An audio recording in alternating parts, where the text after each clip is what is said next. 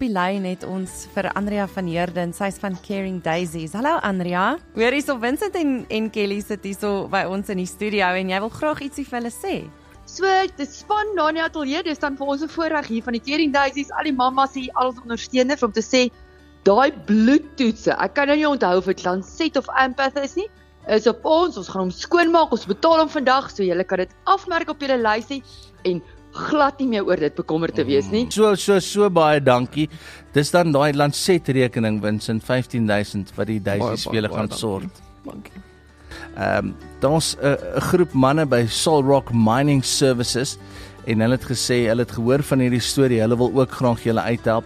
Hulle gaan vir julle R20,000 skenk wat julle dan nou tot die skuld kan aanwend ook. So, baie dankie julle. Dan het ons nog vriende. Ons ken nog ons baie mense en ons is so geseënd. So Ecomed Medical skenk ook R45,000 wat na daai mediese skuld toe kan gaan.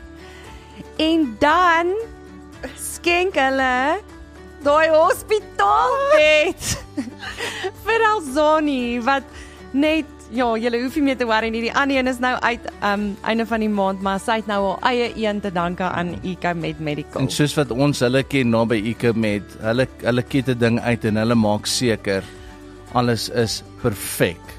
Vincent, is al 'n bietjie verligting my maat. Die woorde is min doek. Mens kan sien hoe baie Alzani vir Vince beteken het en soos regtig vir Kelly en vir almal. Ons het al so mooi goedjies gehoor. So in ons of van Groot FM 90.5 se kant af en ons omgereken, wil ons daai 24K vereffen en dat daai sommetjie op 0 staan, sodat jy kan fokus op dit wat saak maak. En dit is om Alzani gesond te kry en die pad saam met haar kan stap sonder enige addisionele stres, Vincent. Ons wil net dankie sê in die diepte van ons harte vir alles. Dit is ongelooflik.